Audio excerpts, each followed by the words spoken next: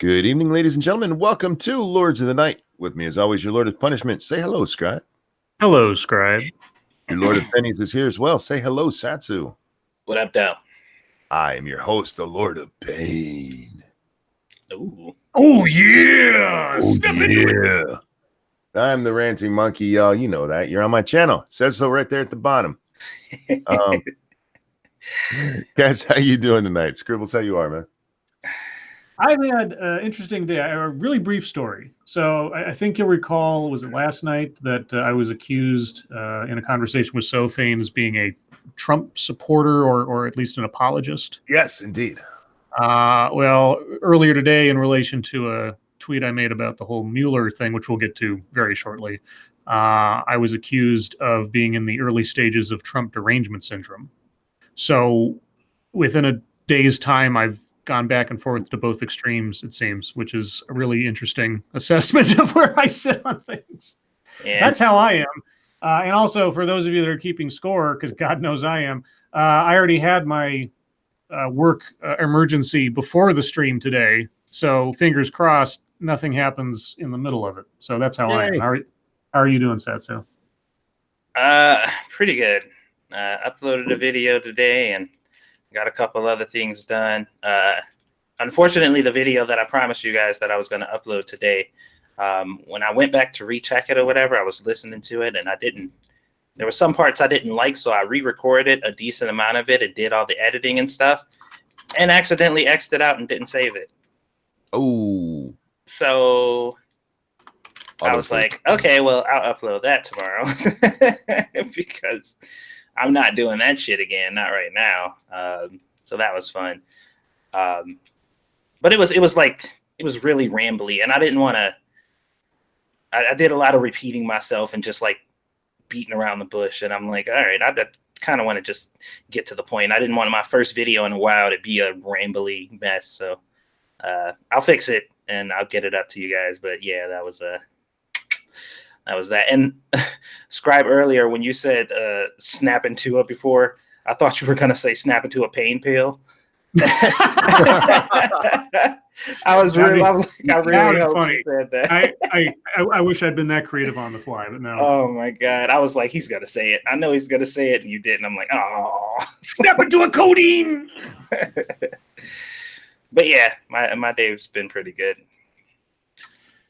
How are you, monkey? Oh, not too bad. I stayed up way too long. I stayed up because I wanted to go. I wanted to, of course, watch the Mueller stuff that went on today, and then wanted to go to the pool with Lady Monkey. And she went to the store while I was still watching some of the Mueller, whatever his fucking name is. And she comes back. She goes, "Why are you awake?" I'm like, "What?" She goes, "Go to sleep. We can go swimming this weekend." I'm like, but she's like, "It's fine." Like, all right. So I went and crashed for several hours really hard. But I got a day of enjoying politics, so I actually had a pretty good day. I know a lot of people don't like the political theater stuff, but I live for this shit. Oh, we got plenty to talk about. Oh, yes, we do. It's probably going to take up almost all the news time, so I basically just sort of said, fuck it to the news. It's going to be Mueller basically all day. Yep. All Mueller all the time. Monkey Dick, Jim Jones, movies.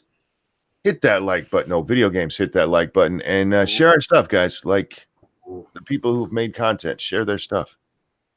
Share this chat because it's a good thing to do. There's a Sinatra. There's also a Tailed Features apparently drunk in the chat.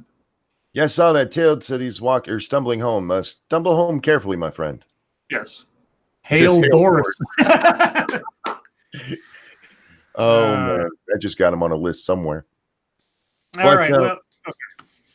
Yeah, how about we jump into the news there, Scribbles? Yeah, so I figured it was only fitting that we should jump into it with our favorite friend at CNN, Chris Eliza. Oh, God. With his 10 key takeaways from Robert Mueller's testimony. And honestly, between Monkey and myself, I don't think we need to read Chris. I think he and I should probably talk about it just because it was...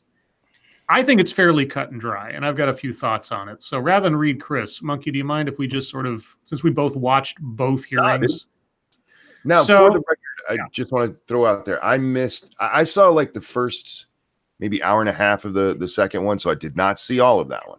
Yeah, But, now you and I are on basically the same page. I watched all the first and about half the second, because by the time I got through about half the second, I was just seeing a repeat of the first hearing, essentially. Yeah, that's what it was. So, for those of you that don't know, today, Robert Mueller, despite all efforts on his part to not do so, was called before the House Judiciary and then Intelligence Committee to discuss the very thing that we've all had access to as a nation for about 2.5 months. And that is the 400-page Mueller report, which covers the 2.5 some odd year investigation into possible collusion between the Trump campaign and Russia in the 2016 election. Mueller had made a press conference statement back when the report was released, saying essentially that anything he had to say on the subject from that point forward was contained in the report. If he would be called before a hearing or testimony to give on such a thing, he would pretty much say everything's in the report. And he did not disappoint in that regard. Not only, well, on the one hand, he seemed like he didn't know where he was half the time. Yeah. Oh man, that looked bad. Now, you see, but here's the thing. It's like one of those things where it's like, okay, just because he's been in government forever, I don't know that necessarily means you always are ready for public speaking. Maybe not, but I mean, this is not his first time testifying before Congress. True, but he's also ancient at this point too. Yeah, it used to be part of his job. That was the thing to me. This looked like people beating up on an old man. It really did, a couple of spots there. But anyway, so like let him go lay down. He needs a nap. Well, that's what it was. It was like, I'm done. He came out of retirement essentially to do what he felt was a public service. Okay. And then when he was done, he was like, I'm done. I'd like to go back to my private life, please. And they're like, no, we need you to make one more round because we haven't been able to convince anybody of what you've already told us. That was my feeling on it. Now, I don't.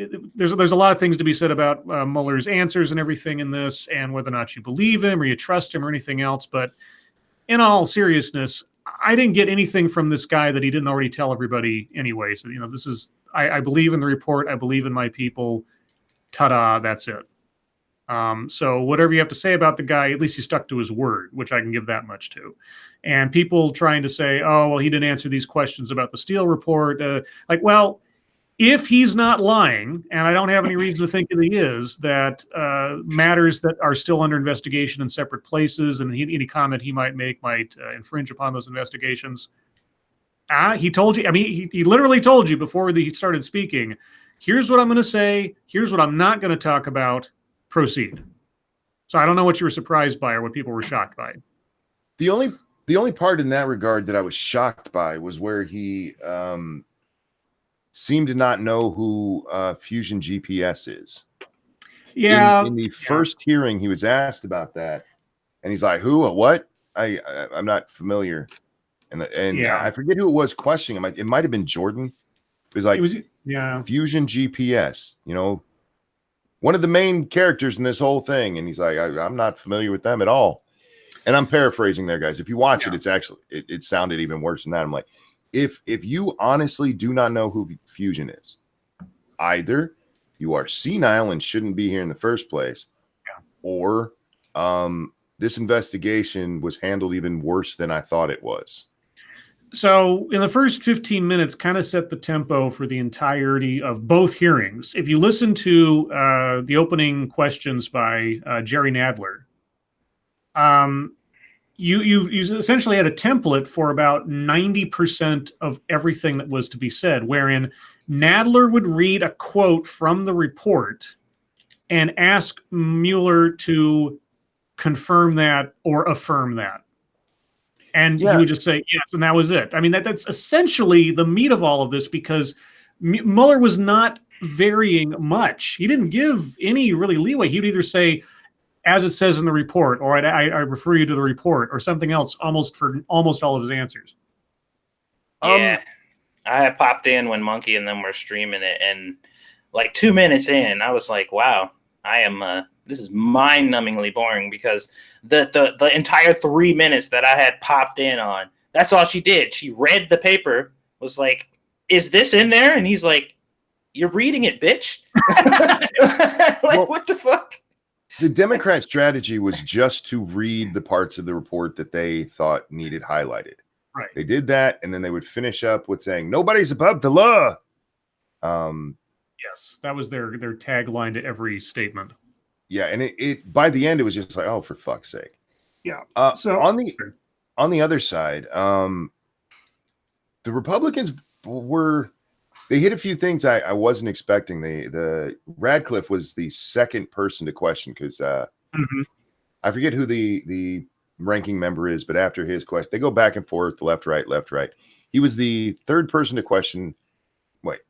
Fourth person to question, second Republican to question. And he brought up the idea, you weren't there to exonerate the president. That's not how that's supposed to work. The Democrats made a mistake calling this. Politically, they made a mistake. Whether not talking about the legalities and all, just politically, they made a huge mistake here. This is all stuff that was already out there. The only thing they did was get him to reaffirm what they were fucking reading from him. And they set the Republicans up to ask a whole bunch of valid questions. And he didn't always, go, well, I'm not going to answer that because that's an ongoing thing. There were a couple of times where he also seemed to, there were a few times he was asked about things that were specifically in the report. I know it was Jordan. Thank you, Dark Shade. Day 2 of ear infection and man flu. Still want to die. I hope you feel better, man. Feel better. But there were a couple of times where the Fusion GPS thing first came up, I believe, with Jordan, because Jordan's asking him about the Papadopoulos meeting and who gave Papadopoulos the information that the Russians were trying to influence the Trump campaign or to give information to the Trump campaign. And Mueller's like, well, I'm not going to speak about that. He goes, it's in your damn report. Yeah. It's in the report. You're not hiding anything. Real quick, thank you, non-Vite Rex. Mueller didn't exactly bring the report to life like the Dems wanted him to, did they? No, he didn't. No. I mean, we could essentially say, Mueller just repeated the report. The only couple things that jumped out to me were, like you say, the whole legal mandate of the special prosecutor was not to determine exoneration or not or anything else, which seemed to seemingly befuddle Mueller at a couple of spots where it's like, you weren't supposed to do that. That wasn't your job. That's not prosecutorially proper. And the other thing too was how he would not talk about information in the report if it at all even mentioned the Steele report or anything related to it, even if it was information in the report. Because, I mean, like I say, I can understand if he said at the top, I'm not going to discuss these things. That would technically include even that matter which is in the report, on the off chance they tried to get him to inadvertently drop something he didn't want to drop. Yeah. So he wasn't going back on his word, but it was curious. Well, it gave the Republicans the political theater. Yes. And that's all that this was. Because, okay, so this is how I distilled the whole thing. I mean, 6 hours plus of testimony comes down to this. And this is what I tweeted today. After the hearings today, we will arrive precisely where we were before they began. Will the House initiate impeachment or won't they? And I mean specifically on the Mueller report. I didn't make that clear. They have all of the evidence they're going to get from the Mueller investigation. If they think it's enough, I encourage them to do so. Now, is that encouraged part where I was accused of being Trump derangements? And I want to explain what I mean by that. If the Democrats, or if the majority of the House of Representatives honestly believe that the information out of the Mueller report constitutes enough evidence in their minds to equate to high crimes and misdemeanors as vaguely determined by the Constitution and such things, then it is their job to initiate articles of impeachment if they believe that is true. Not because they think it's going to necessarily dethrone him from the presidency, but just because it's the right thing to do. And that's part of their mandate. That's part of their responsibility, having been elected to the House of Representatives. Now, as far as I'm concerned, and doing just the political gamesmanship thing, if they are going to initiate impeachment on Trump on the basis of this report, This is their last chance. This is the only moment they have left where there's any momentum, politically or otherwise, to do it, because this was the last hurrah. After this, if they don't impeach immediately, then they don't have the political will of what their rhetoric would say otherwise of the hearings we just had. Okay. Well, if they wait too long and they try it again down the line, it's not going to have the momentum. And if they don't do it at all, then they're tacitly saying there's not enough of a case to complain about it anymore. there's a couple of things there. One, they're still trying to get Don McGahn in, and that's their last thing, because this did not turn out like they wanted it to. No. Pelosi reportedly in a meeting before she had a press conference with Nadler next to her, told them, no, we're not doing it. This is from sources who were there, I believe is the term that was in the story I read. Not doing what? There was she called the caucus together, and they discussed impeachment. And she's like, no, we don't have either the evidence or the political will right now. We just don't. She supposedly said, we'll have to wait and see a couple of days what the outcome is politically, how the public takes all this, which just goes to it. This is it's political theater. It's what it all is.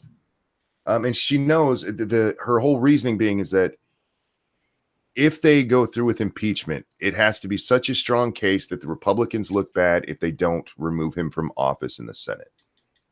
Yeah, otherwise it's just symbolic and it's a slap on the wrist censure and it means nothing.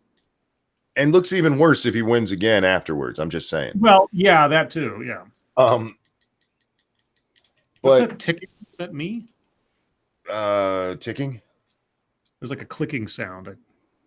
I don't hear one. Yeah, me neither. Okay. No, I don't know. It was weird. This was not a good look for Mueller. Is the one I think who came out looking the worst. He looked like he had no idea what was even in his report half the time. And I don't expect him to know, sentence and verse.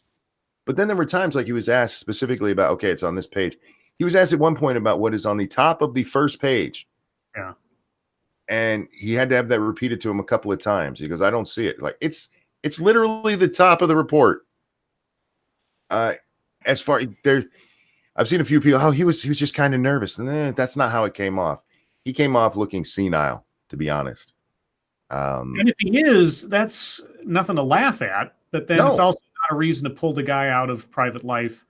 Of course, that would also put a big question mark over the integrity of the entire investigation at that point, which is why I was curious why that Zebly guy was there. Is he like we joked about it last night? Is he backup like flash drive or something? Well, in the first hearing, he seemed to be there only to point out words in the report to poor Mueller. But I don't know why he was allowed to be there, because the Republicans, look, we're not questioning him. He's not who we're here for. And I don't think none of the Democrats I saw questioned him about anything. So, well, he wasn't technically there to be talked to. I mean, they did swear him in at the intelligence hearing. Yeah, which I don't recall. I don't remember if they asked him any questions. I'm sure they did at some point. If they did, it was after I stopped watching. Yeah, but especially that Fusion GPS part, man. That's the part. Like, were you even involved in this investigation? Because for me to believe you didn't know who they were, you either had to not pay attention at all, you had to purposefully not ask questions about a major part of this. You have to realize this whole thing did kick off. I mean, it was laid out by Jordan so very well. It was kicked off by the Papadopoulos thing. For all the people who goes, it wasn't the Steele dossier. The Steele dossier was used to back up the Papadopoulos. George Papadopoulos had a meeting with, I want to say it was British, I forget, some foreign agency. All right, guys, I'll be right back. Sorry, I'll be right back. Sure. And told them that the Russians had information that they wanted to give Trump on Hillary. And they're like, so he goes, so that's what kicked it off. Them here, the government getting wind of that and starting to listen to him. And that kicked off the whole thing. And Jordan. He's like, who gave that information to Papadopoulos? And that's where Mueller goes, I don't know. And I'm not going to speak on things that aren't in the report. He goes, it's in the report. You told us in the report. And it's the guy who runs Fusion GPS. It all goes in a big ass circle there. And if in this investigation of Russian collusion, you didn't look at that, either there was a political will there or some gross incompetence. Yeah. So do you think that might be something that they lock on to? The fact that, he was unfit based on his performance there, and that the whole thing is in question? No, I think for the most part, people are going to let this die.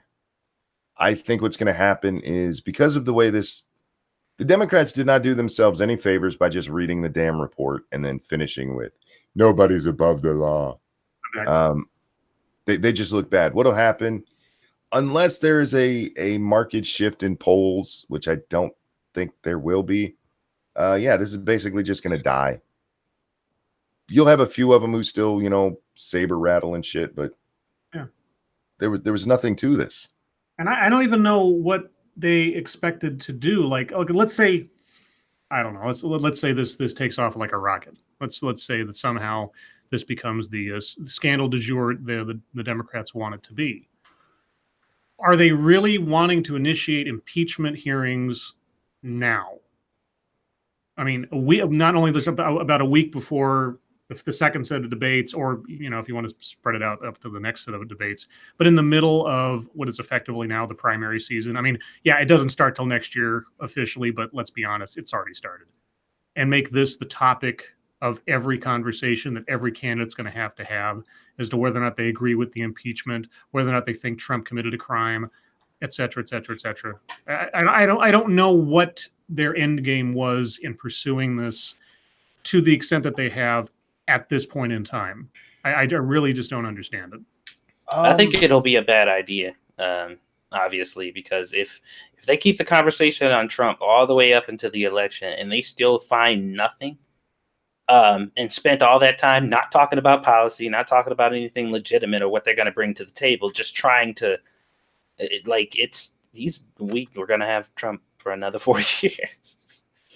Thank you, Corey, who says nobody's above the law. Sounds like a cheesy Arnold one-liner. By the end of the hearing, it did. Now, the one interesting thing that came out of the entire deal that was just sort of a philosophical one to me is where they're talking about the statute of limitations. If a sitting president commits a crime and is elected twice, conceivably over the course of his 2 terms, he could avoid ever being actually prosecuted for a crime because they won't prosecute a sitting president. Now, that doesn't, exclusively apply to Trump. It applies to the office of the president in general. And it just caused me to think that is an interesting legal question. Could you have the president of the United States be the one person in the country who is literally above the law under certain circumstances? No, this was actually addressed during the Clinton impeachment. And the legal theory on this, as far as I've ever seen, is that basically, if there's a period where you cannot be prosecuted, it pauses. It stops the clock. It stops the clock until you can be again. Yeah, they discussed that at length during. I saw that some NBC News guy, and I forget his name. He was cheering this on like crazy, man. One of his things was, the biggest thing to come out of this is that he could be prosecuted afterwards. Right. Like, that's already been established under Clinton, you moron. One of my coworkers. Sorry. And they were acting like that had never been talked about before. And it was at length during the Clinton impeachments. I swear to God, there's some kind of delay going on. I really don't mean to keep talking over you. It's just like, I think you're fine, man. I was just saying is that as I was listening to the hearings this morning, one of my coworkers who was also listening to it, she was practically dancing at the notion that Trump could be arrested after he's out of the White House. And I was looking at her like, I really don't understand the enthusiasm on either side of this. The whole thing is a debacle. The whole thing is a waste of time. I really my only hope at this point is that the Democrats drop it and they actually move on to talking and focusing on policy. because, and I mean this sincerely, I want there to be a strong Democratic candidate to go up against Trump. I want there to actually be a contest. I don't want it to be a reality TV show. I'd like to see something where both sides actually have to face the issues and not a personality thing. But as long as both, like if my coworker represents the constituency where they're just loving the reality TV show of this, I don't have any hope. Thank you, Diesel Dave, who says it's a Steven Seagal line in movie. Okay. Oh, above that's the right, law? above the law. I don't. Did he actually say the line like that? I thought it's like, you can take that to the bank, the blood bank. Yeah, I'm not familiar. I know of the movie. I don't know if I've ever watched it. The other interesting aspect of this, and probably the most interesting, was the press reaction, because there was a great thing that happened in the first hearing that was just destroyed at the opening of the second hearing. Old Ted Lieu, you moronic motherfucker. He asked Mueller straight up, is the Office of whatever, the rule that keeps you from indicting sitting presidents, is that the only reason you didn't indict? No. And Mueller said yes. Yes. And that became a huge headline for a couple of hours. But at the very beginning of the next hearing, Schiff gives his opening statement, Nunes gives his, and then Mueller gives another opening statement. At the very end of it, at the very end of his statement, he goes, by the way, I need to correct my comment from the previous hearing. He goes, and he repeats what Ted Lieu, he goes, and that is not accurate. We did not find, right. We didn't give an answer to whether he should be indicted or not, which just took the wind out of the sails. But I still see it all over the news, man. And some of the stuff they were cheering on, one of the things I saw several news sources, including one that I retweeted from MSNBC. They're like, Mueller says it wasn't a witch hunt. What the fuck did you expect him to say to that question? Was this a witch hunt? Yeah, you caught us. I was like, brilliant, Sherlock. I was like, oh my God. You got me. It was. Can you imagine if he went like Mueller just hangs his head and goes, I cannot withstand your interrogation skills. Right. 25 years as a federal prosecutor, head of the FBI. You got me. It was a witch hunt. It was so ridiculous. The way, and him being asked, okay, that's fine, because Trump has called it a witch hunt. Him answering no, okay, fine. The news media acting like that means a fucking thing. Are you kidding? This is it's one of those times where, and again, I want to be clear here. This was from most of the stuff I watched was from very biased sources. That's how I like to do it. I watched MSNBC closely. I watched Fox closely, CNN closely, Washington Post, places where we already know there's slant, whether they tell us or not. But they were putting these out there like headlines as though it meant anything. Mm-hmm. Mueller says he didn't exonerate. Yeah, that's literally in the fucking report.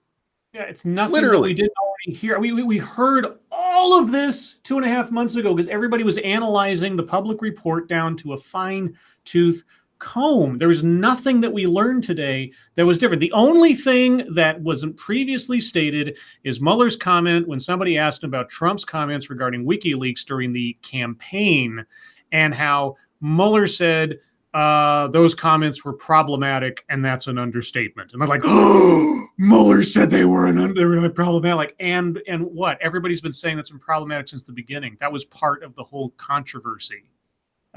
Nothing new, literally a nothing burger this entire day.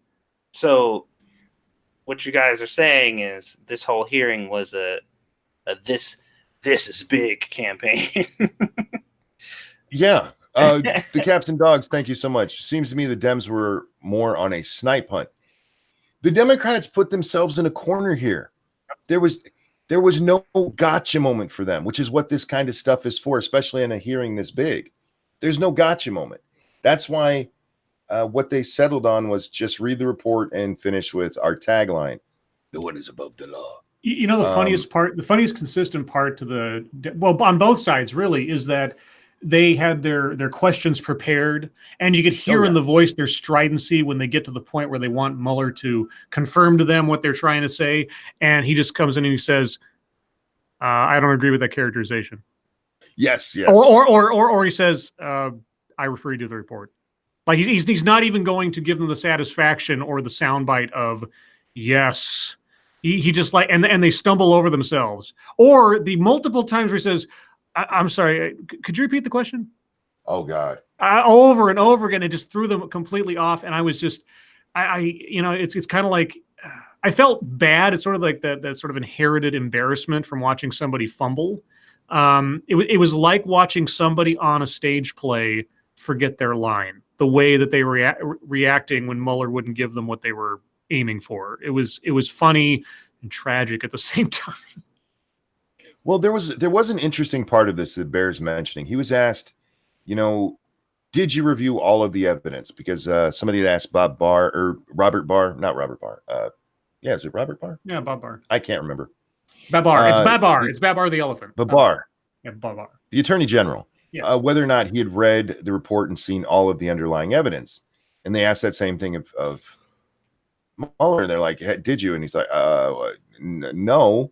And the person, and it was a Republican, William Barr. Thank you. It was Republican, Bob. And they were making the point that with all of the stuff that's in there, because you were talking thousands upon thousands of pages of testimony and reports, and they have, with something this big, you have a team, and he's the head of that team.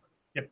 The team puts together things. He might put his name on it at the end, but the chance of him actually of reading all of it and retaining every little bit of it anyway would be horribly slim. If you actually wanted to know anything about how that report was put together, what came out of everything, they should have had most of the team up there. Yeah, he was the CEO of a small business. That's effectively what he was, the CEO of a small business. He wasn't he wasn't Sherlock Holmes. He didn't do it all by himself. Yeah. He might have been wanting to watch Matlock, but he's not Matlock. Real quick, before we move on, and I'll give final thoughts from you guys in just a second. However, we need to get a birthday out of the way here. It's an important birthday. It is Nuts' son's 18th birthday. Oh my gosh. And Andrew, you can kick him out of the house now. Yay! Andrew, we love your mom around here, and I hope you had a wonderful day, and be very kind to your mother. She's a sweetheart. But this one is for you, and a 1, and it's 2. Happy birthday to you. Happy birthday. Happy birthday to you. Be nice to your mother. Happy birthday, dear Andrew.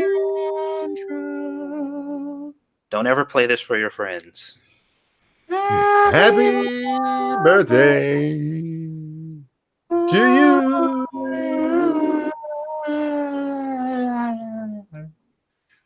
Happy birthday, Andrew. Remember, you're an adult now. You can be charged as one, so don't do anything bad. Happy birthday. I hope you had a good one. I really do. Closing thoughts. Start with Scribe. The next 72 hours, I think, will be very telling. By Monday morning, we'll know where this is all headed, I think. Either they're going to try to pursue something or they're not, and it's just going to die a death as we approach the debates. If they hide behind the debates and they start promoting the party over the investigation anymore, I think we'll know where things are headed. Fair enough. Satsu, closing thoughts?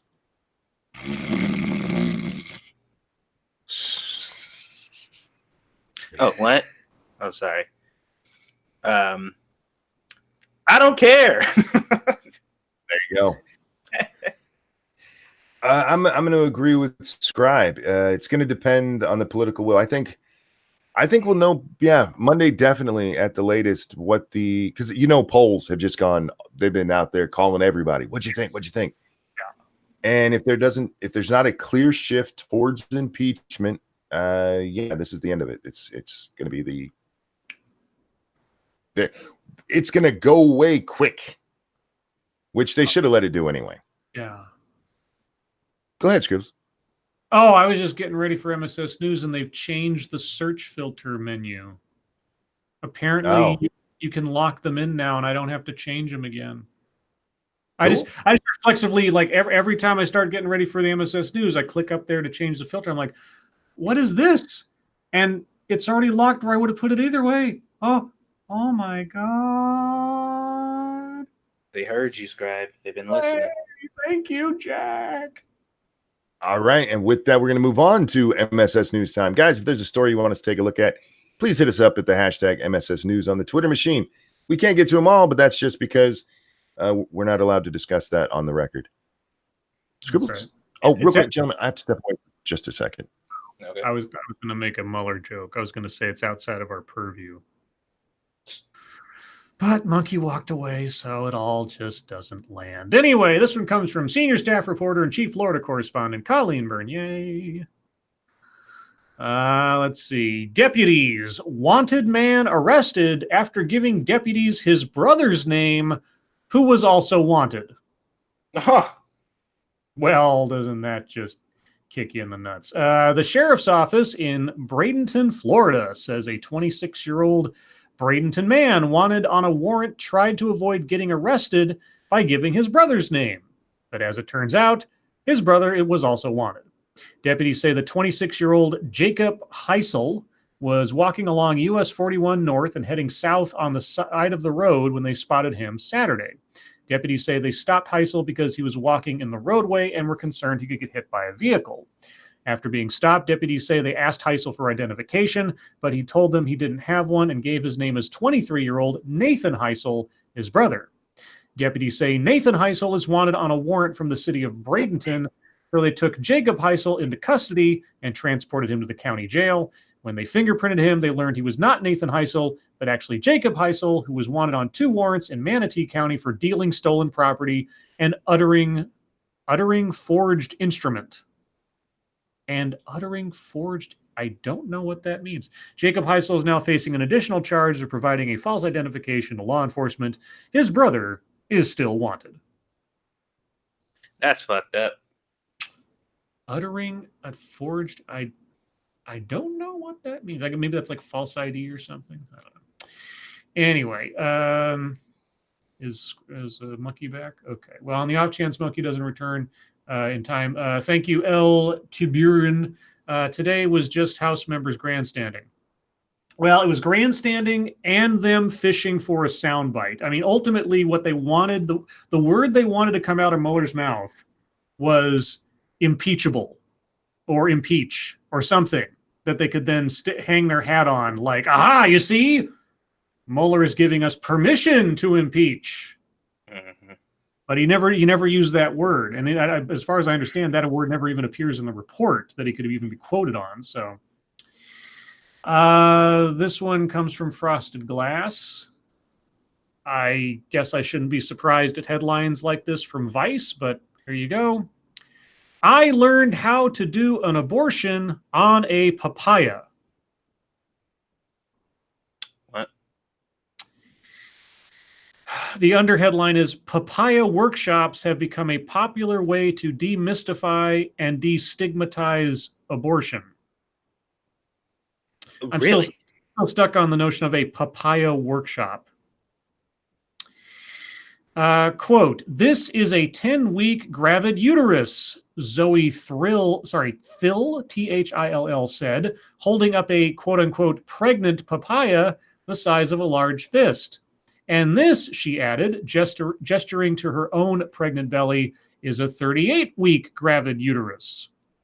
Phil, a New York City-based abortion provider, was explaining the anatomy of the uterus to a group of about a dozen of us in Verso Books' Brooklyn office on a Monday night. Verso Books? Okay.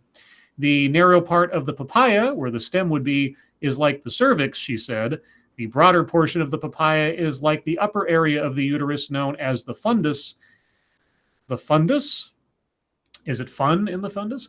And it's that part that we would want to avoid puncturing with our tools when, in just a few minutes, we would be practicing performing an aspiration abortion on our own papayas.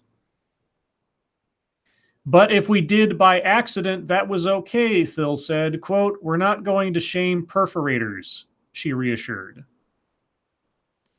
I'm not even sure what I'm reading anymore, honestly. Me neither. Yeah. So there you go. I don't think my brain can't handle more of the papaya abortions. So I'm going to move on. Let's see. That story we talked about last week, the guy who made the fake bomb threat to get a date with the flight attendant. Thank you, Master Dynamics. Yeah, okay. This one comes from Shrouded Angel. Shroud. Send me an angel. Ooh. Australian man caught with $140 million worth of meth after crashing into a parked police car. Wow. Damn, dude, you were 6 inches away from riches and you fucked that up. An Australian man has been caught with a $140 million methamphetamine haul hidden in boxes after he crashed into a parked police car. The 28-year-old crashed into a police vehicle outside a Sydney police station on Tuesday, causing significant damage, according to a police statement. Around an hour later, police pulled the man over and searched his van. During the search, police found removal boxes, I'm assuming like moving boxes, that contained 273 kilograms of methamphetamine. That's 600 pounds for us Yanks. Police estimated that the drugs had a street value of over 200 million Australian dollars or 140 million in US dollars. The man has been charged with large commercial drug supply and negligent driving.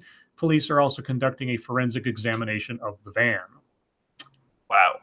Dude, really, if you just watched the road, you'd be a millionaire now. So, good job. You would think sitting on that much coke would make you a model citizen Exactly. while you're driving. Unless he was getting high on his own supply. I mean, that seems to be the only logical reason here. Oh my god. Yeesh. Okay, let's see. This one comes from Angry Illinoisian. Good Samaritan shot in head attempting to break up road rage confrontation. Oh, good. Oh, good. A Georgia Good Samaritan is fighting for his life after he was shot in the head while attempting to break up a road rage confrontation in a suburb of Atlanta, authorities said on Tuesday. The victim, whose name has not been released, was in critical condition, according to the DeKalb County Police Department. Quote, he was just trying to help squash an altercation between two individuals and ended up getting shot, Sergeant Jacques Spencer told ABC.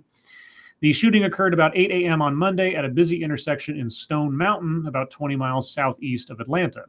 The victim was a bystander who witnessed a road rage confrontation erupt between two motorists and attempted to intervene to stop the violence. One of the men involved in the confrontation got back into his car and drove away. But when the victim thought the incident had been diffused, the suspect's car returned to the scene and a passenger got out and fired several shots at the victim, hitting him in the head.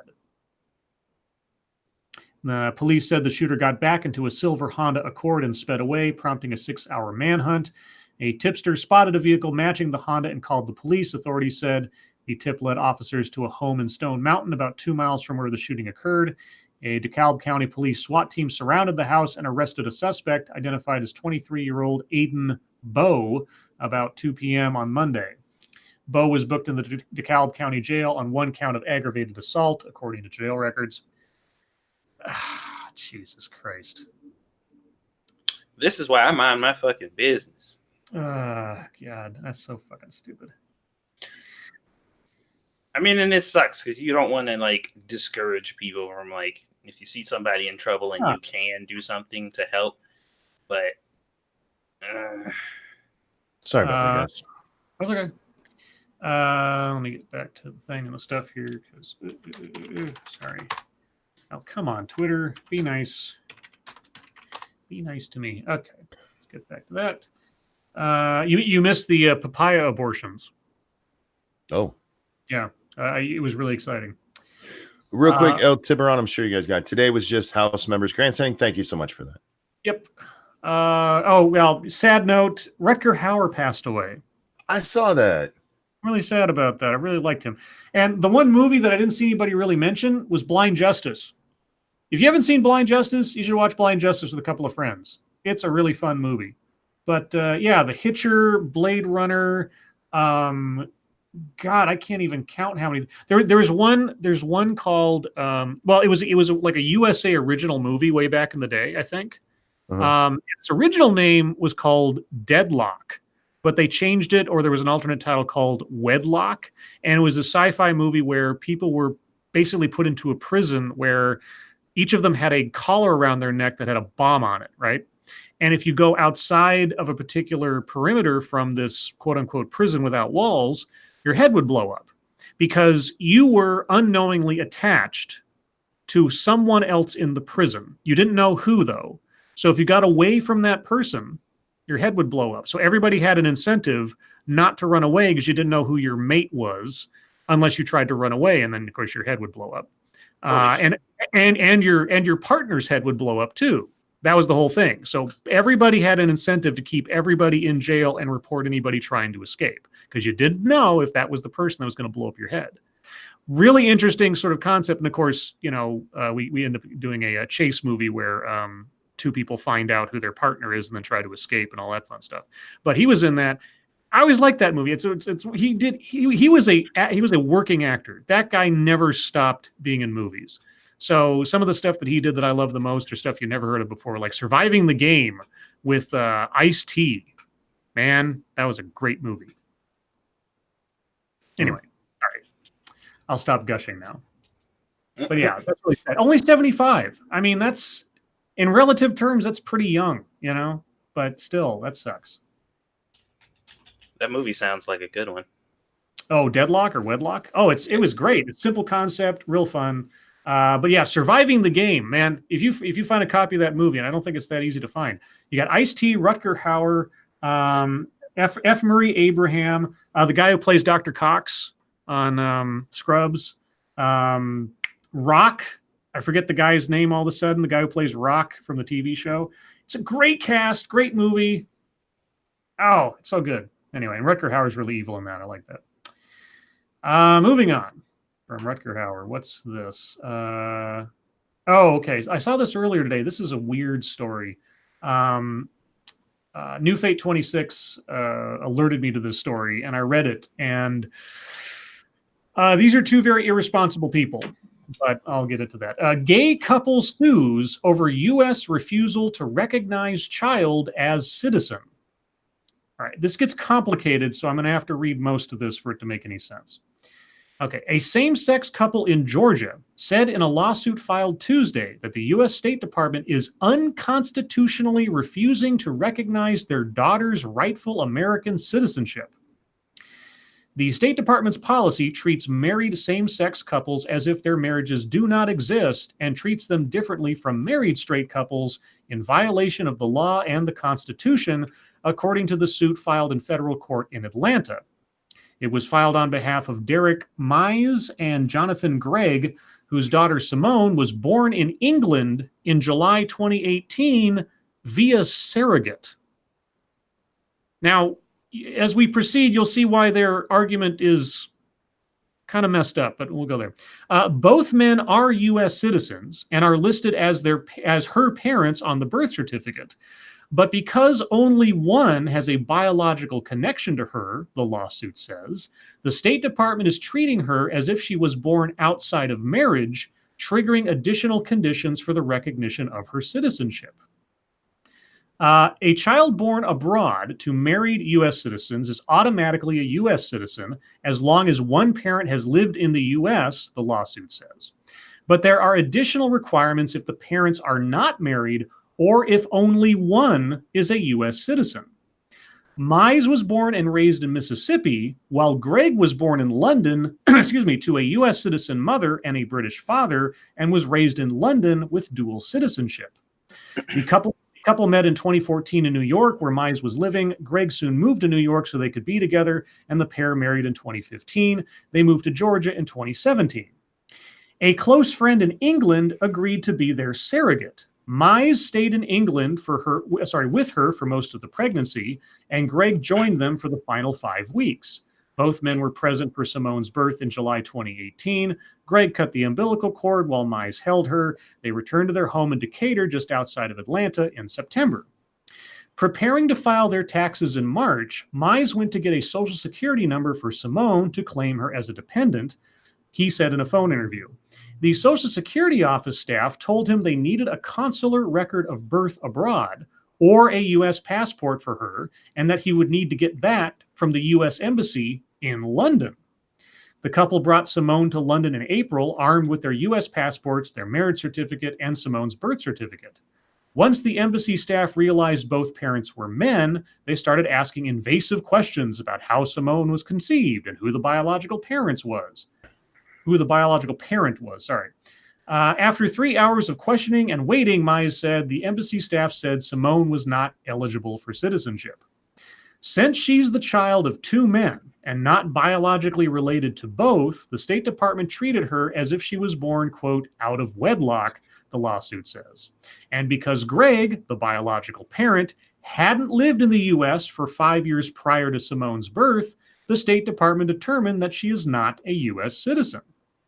Simone, who has a British citizenship through Greg, was allowed to return to the U.S. in April on a tourist visa, but that visa expires soon, leaving her without legal status here, which Mize says is a terrifying prospect. Okay, this is my reaction to this. First off, these 2 guys should have done the research on this ahead of time, because what they were going to do is legally, I mean, just on its face, kind of fuddled up because of the citizenship and where she was born versus where she was coming to, etc. Mm-hmm. However, I hope this, and the legalese of all this is definitely a labyrinth. I hope the kid ends up just getting dual citizenship, because that seems like the simplest way to solve this problem that is kind of silly. But all the same, it was the dad's responsibility to handle this before she was even born. Yeah, they should have probably asked about that and figured that all out first, because that is a tricky situation. They shouldn't have just assumed. Although I feel like in this situation, considering the information that's been said, I feel like they should just okay, well, we'll get you the necessary paperwork. She'll end up with dual citizenship, and we'll just leave it at that. Yeah, like I said, it was their responsibility to figure out what are the consequences of having a child born in another country whose biological parent isn't a full-fledged long-term resident of the country you're bringing them to. That part doesn't jive, and so they're complaining it's unconstitutional. I don't know if it's unconstitutional given the circumstances that you guys set up for the birth of your child. Either way, you had the burden of responsibility to figure it out before you put all these things in motion. So, also, those questions were not invasive at all. No, not given the circumstances. Like, hey, person who we are questionable about whether or not you're an actual citizen. Here's some valid questions to find out exactly that information. Like, I'm still curious how they brought the kid over to the U.S. in the first place without having to go through some kind of visa/customs process at all after the kid was born, unless it was just sort of like nod and smiled in. I don't know. That part I don't understand. Yeah, I see that it's complicated as too much of our immigration system is. Mm-hmm. Like, come on, guys, this should be an easy fix. They're not trying to smuggle in an illegal alien. Yeah. All right. This one comes from Gorkon. I saw bits and pieces of this yesterday. This is hilarious. I'm still not quite sure who did this or what they were thinking. If the story will come up. Okay. Forever 21 apologizes for sending diet bars with plus size clothing orders. This story I thought this was a hoax at first because I thought nobody would be that stupid, or there was some pissed off employee that was sabotaging something. I don't know. Uh, some people who bought plus size clothing from Forever 21 say they felt body shamed by free diet bars included with their order. Several shoppers took to social media to complain about the Atkins diet bars that came in their packages. The company said it sometimes includes free samples with online orders, and in this case, the bars were included across all categories and sizes. Forever 21 apologized and called it an oversight, adding that the samples have been removed. It's still fun. What it is that they sometimes throw samples in with their products, and in this case, it just so happened that Atkins had come out with a new. I want to say it was a lemon bar. Or some. I read the story earlier where they tell what it actually was. Nobody was fat shaming you guys. You wouldn't have been complaining if it was a Snickers. Stop it. How many more you want me to do, Monkey? Oh, you know what? That's good for tonight. Guys, thank you so much for the sorry, I wasn't watching the time. Thank you for the submissions there. And you guys always send so many. That's a wonderful problem to have, and we thank you for your diligence in that regard. Oh, the video of Erica Thomas has been released. Erica who? Oh, The go back where you came from, grocery store lady.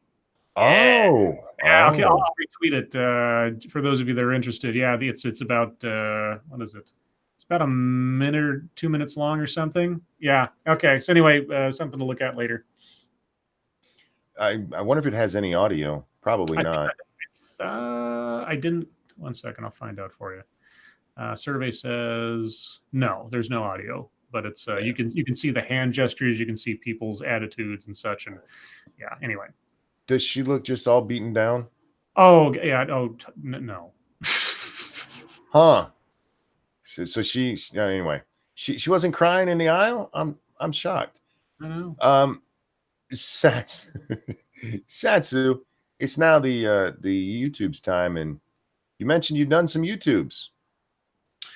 Yes, I uploaded a video today of me eating pho. Ramen. No, it's not ramen. It's what, are they Korean or is it Vietnamese? I don't know. I can't remember. All I know is it was delicious. I ate some rice noodles, damn it, and it was tasty. I am going to use the ingredients that Cryptic gave me to try to make my own at home because he sent me like the spices and stuff. So I'm curious to see if I can actually pull it off. So we'll see. There's probably some other things that I need to get first, so I'm gonna look into that. Yes, Shroom, still no 2 times spicy ramen video because I'm scared. It's gonna happen. Calm down. Yes, it's Vietnamese. It was good. It was really good. Way better than I thought it would be. It was one of those things, one of those rare moments where you can taste something and there's nothing that you can compare it to. Oh.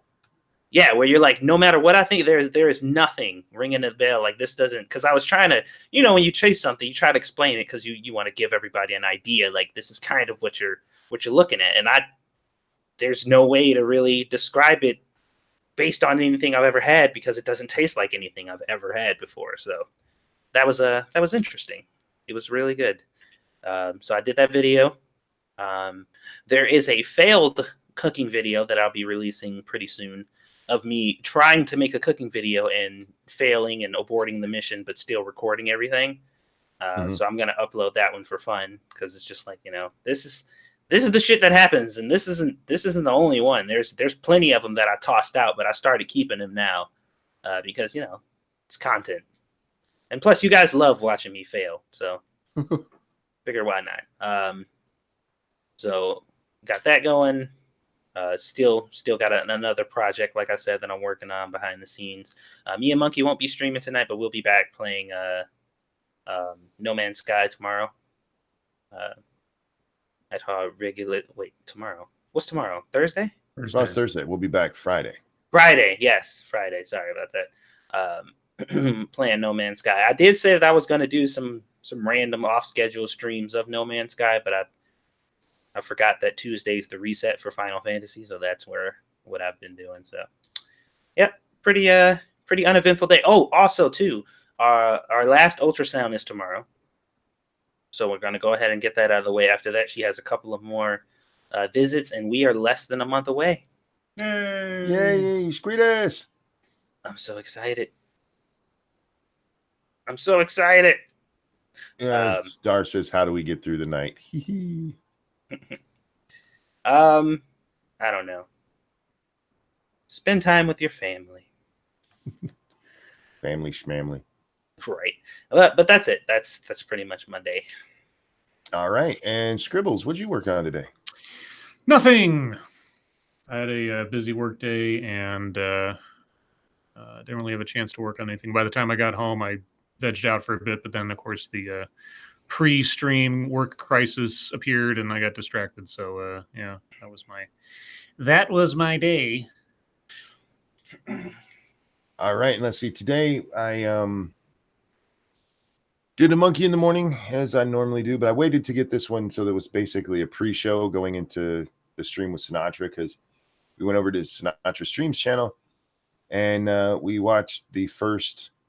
Was that the Judiciary Committee that Nadler's the? Yeah. So we watched the entire Judiciary Committee hearing, and dear God,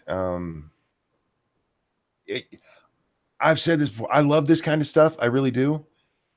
But the Democrats, honestly, they could have just had one person, read, they wouldn't get their sound clip, but just go, no one's above the law. I return all of my time. And it would have had the same effect. And on the Republican side, almost everything they asked of importance, Mueller is absolutely right in saying that's being handled by somebody else. Jordan himself, who had some of the best questions, he's like, well, it's a good thing because, the AG is looking into that right now. Like, then you already know. You already know what he was going to say. Just pure political theater. It wasn't even the best of political theater. So, And then going over and Adam Schiff, man, God damn it. He looks like an uncircumcised penis, y'all. And I wish they would stop putting him on TV. But yeah, that was my day. Somebody asked when I was doing my next did a Tropico playthrough. I'm not sure. The gaming channel guys, just remember that is a when I can kind of thing. So if you look forward to any of those, I love hearing about it. It lets me know what you guys do like. But yeah, please know. It's not a what's the word? I don't want to say it's not a sincere commitment. It's not top of the list. How about that? I would love to be a game streamer and that to be my job, but that's not actually. I'd actually rather be a political streamer. Is that sad? No, it's not sad. I guess it just depends on whether or not you're any good at it. Ouch, Scribe. Well, that's true about anything. If you're a really bad gamer, I mean, you'd be maybe Dark Side Phil or something, and that'd be sad. Oh. Well, if you're no good at it, that sounded like an underhanded slap at the monkey. I'm not going to slap your monkey. Don't slap my monkey. We talk about Muff Cuffin? You pet it nicely. Muff Cuffin? Muff Cuffin, Jesus Christ. Is that what you guys are referring to? I hadn't heard that one before. That's what it sounded like. Oh, fuck. I don't even know where to go from Muff Cuffin. Yeah, neither do I. Well, actually, I do. I do know exactly where to go from there, but I'd have to have a person. Indeed. With that, guys, we're going to move on to the Humpetry time. And it was a day for Humpetry. All right. Satsu, how'd you do on the Humpetry front? Well, I had some fun over in my Final Fantasy group today because these people are crazy, man. Like the game, I don't know what server specifically the people from this group kind of hail in. I think they might be a little bit from all over the place, but my God, I know you guys have heard about elitists in games and sure, especially MMOs, like people who are just like, if you don't play to the exact caliber that I play, being a person who plays 80 fucking hours a week and doesn't sleep and spends 24-hour streams or days running the same dungeon over and over to get stuff, then you're just not good enough. That those type of people who are just like, well, I finished all the in-game content in 2 days. I didn't sleep and I drank an entire pack of Red Bull, but I did it, so why can't you? Those people, and just observing them. Just being assholes, because one of the biggest things in this game now is they've prioritized in the last expansion. They've prioritized healers to heal more and to DPS less, and that's kind of pissed a lot of people off. And what that means is enemies often end up doing more damage. So whenever tanks do large pulls, it can be problematic for some people who aren't pros. You know what I mean? Like, for the most part, it used to be anybody can handle it, but now it's just a little bit tougher to handle like a large pool or whatever. And some of the healers are like, man, it's getting a little tough, and they're like, shut up, bitch, do better. And that's Get that's good, scrub. Yeah, and that's the general consensus. But it's like the people who are doing it, in my experience, from what I've seen, are like tanks who don't use cooldowns.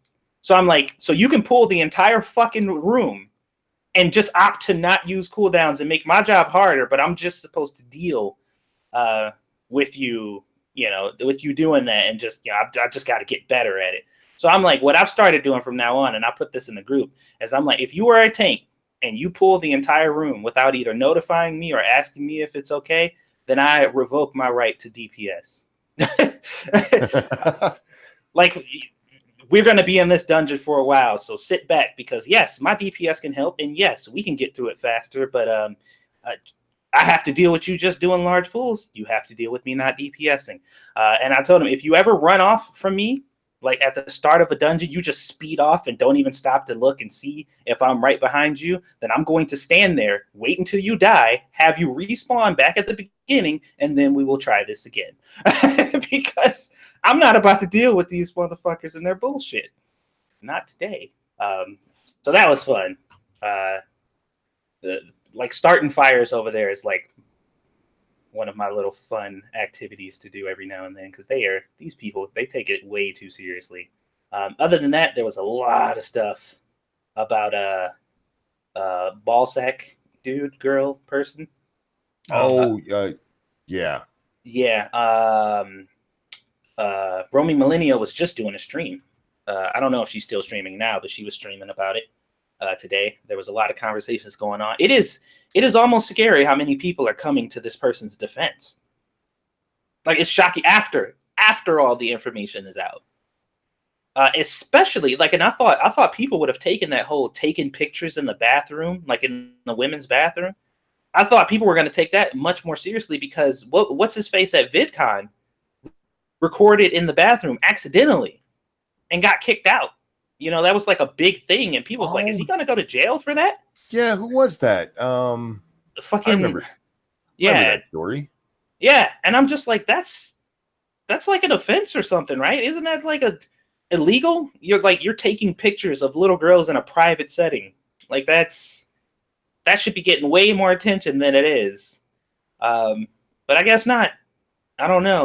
I've just been kind of watching from the sidelines this thing unfold, and the more and more this person talks, the more attention they get, and the more people are starting to pick this up. I'm seeing actual articles from like legitimate news sources picking this up, and they aren't in this person's favor. So I think they might want to shut the fuck up and lay low for a little while, because shit is getting intense with that situation. But that would probably take up the rest of the stream, so we'll just end my fucketry there. But that's the stuff that I've seen. All right, and Scribbles? Not much beyond the Mueller stuff, and we've kind of already done that to death.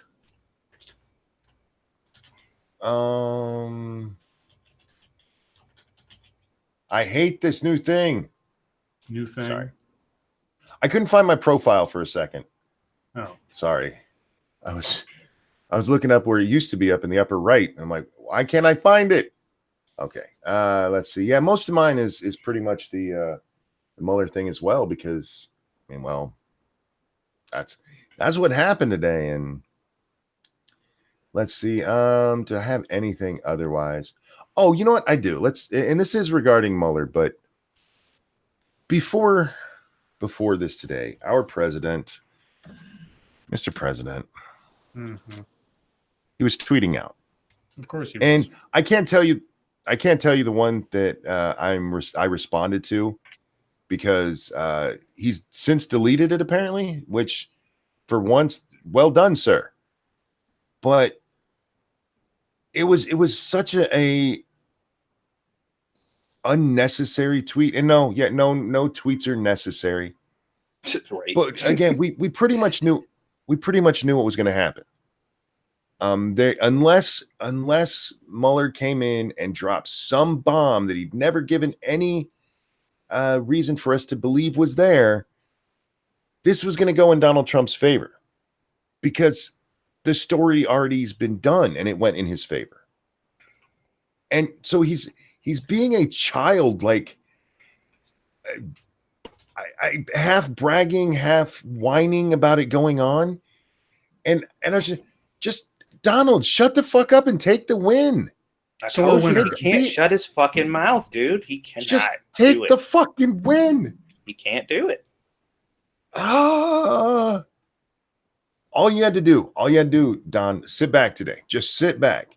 Now, if Trump had started tweeting after the Ted Lieu question, which really did make it sound like I understand why Democrats celebrated that line, because the way Lieu stated it, he literally stated the only reason Mueller didn't indict was because of the office or the OLC, the OLC guideline, which is like, oh, we got him. He was going to indict him. But then that wind was taken out of his sails. So if Trump had tweeted at that moment, like, all right, that's fair enough, because that changes things a little bit. But beforehand and all the other shit he did, they literally no reason for it, Don. It wasn't even good bragging. It was just like, I need to talk on Twitter and make an ass of myself. Yep. He could have still been tweet about something else. Tweet about something else, especially when you spent the last several days telling us how much you don't care about it. Just take the win. And dude, that's my biggest holdup when it comes to the whole 4D chess theory, is I'm like, he's too stupid. Like I can't believe that he's that smart. I can't do it. Just take the win. I think everything else that I have is Mueller related. Just because that was the big story today. I'm scrolling, guys. That's why I'm acting or sounding like this. I'm hoping that there was something else I talked about, but no, there wasn't. Damn it. Assassin said Donald Trump is stirring up the leftist. Look, as a person who cooks, I'm gonna tell you, sometimes you can stir up shit too much. Yeah. It happens. Look, there's people he could be trolling. I have no doubt he was trolling. But here's the thing. There's a time. If Trump had just sat back today after saying, I don't care about this, I'm not even going to watch. Just sit back. Let this one happen. At the end of it, they'll be like, wow, Trump really didn't care. And here's why he didn't have to. Instead, it's like, Trump was so worried. Like, yeah, because that's how it came out. That's how it looked like. And it was just so bad, man. Mr. President, just take the win. Sometimes it's okay to just take the win. He could even go, I don't know why we're doing this.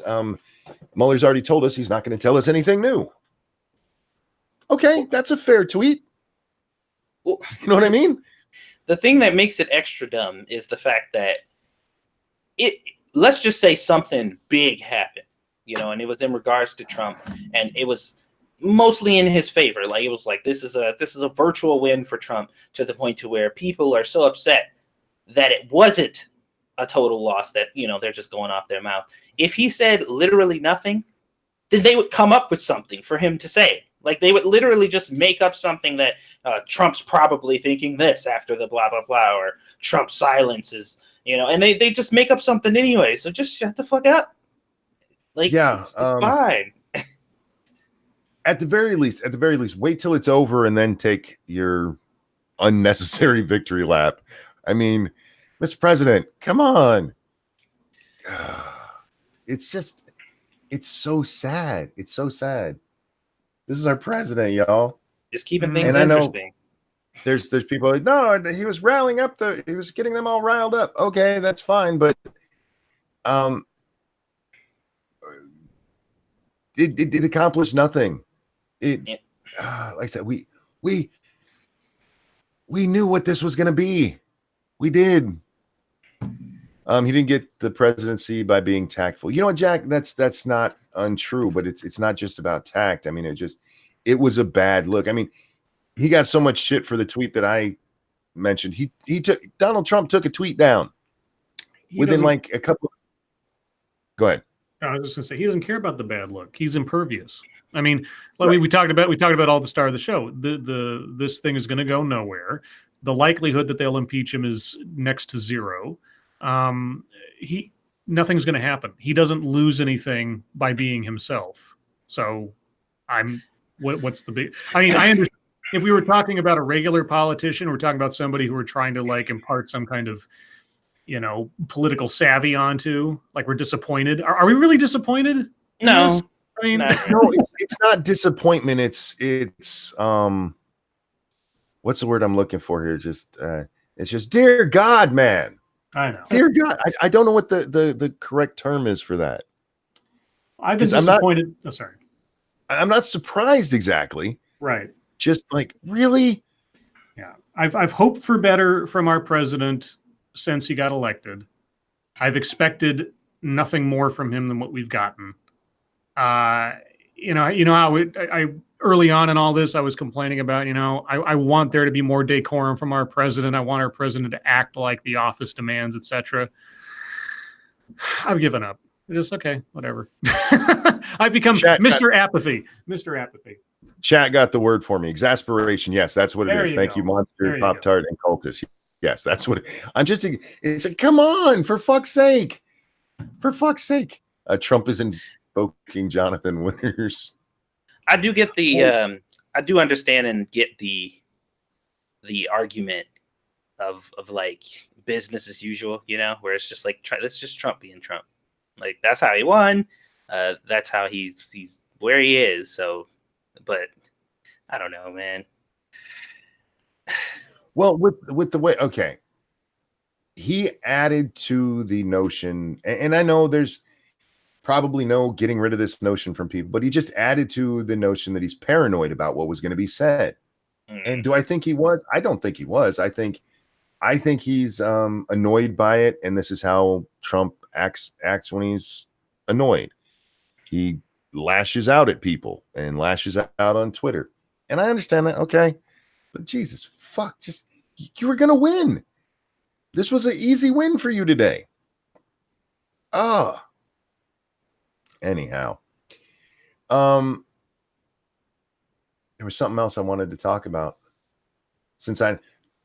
Unless you guys have anything else you want to bring up real quick, because we do have a few minutes here. Shit, where'd it go? I don't know. The least professional monkey on the internet. There was a story I wanted to talk about, and I can't remember what it was. Well, so maybe prepare next time. Telling you guys that doesn't help. Let's talk about people losing their memory. Like you mean Mueller? Like me. Oh, okay. Let's talk about Alzheimer's. Yeah. Oh, he didn't look good though, did he? No, he didn't. And part of me was like, okay, either he's literally not a fan of or good at big public speaking situations. He's going senile, or his hearing is off. Like he doesn't hear as well anymore. And that's why he kept having to ask people to repeat their questions, or he was a little bit slower on the uptake than usual. But yeah, I mean, if it was anything like that, like I said before, that calls the entire validity of the investigation into question if he needed a wingman just to keep him on the right page of the report every time somebody said something. I don't know what that says. You think the investigation itself just kind of broke him? Maybe. I don't know. I think he's old. He's Yeah. 74 years old, for fuck's sake. But no, if you watch the first hearing, maybe by the end of the third question, you can tell he's very nervous at that first one, or the first couple of questions. He's visibly shaking. Yeah. His voice is cracking a little bit, but he does settle into it. It wasn't that part. I'll give him, maybe nervous talking about it. It's been a while since he'd done it, but for the rest of the time, I never really got the feeling that it was, because of where he was. It was more just, he didn't seem to, one, want to be there, and two, to really have much of that information. He's the captain of the ship. He's not the engineer. He's not the weapons officer. You know what I mean? Yep. He shouldn't have been the one answering the questions. The caps and dogs, thank you. Didn't we just talk about memory loss 15 minutes ago? You're an asshole, sir. I see what you're trying to do there. I see what you're trying to do. Well, here's what I want to talk about. Okay. Tonight is comic book curation over on Jack's channel, or not Jack's channel, Polydub's channel. See, we say Jack's channel so much. Jack, you've got us. Your Jack Gunsky, we're your unofficial adders, promoters over on Polydub's channel. They're doing a comic book curation, and tonight is a big night for them. Mm-hmm. All of the new MCU stuff broke this week, and this is their first chance to talk about it.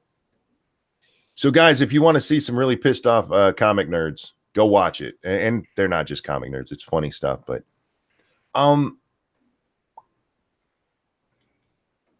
Polly's under the impression, at least from what we've talked so far, that the MCU itself is pretty much just dead. The rest of this is just, I don't want to say fodder, but maybe fodder is the right word.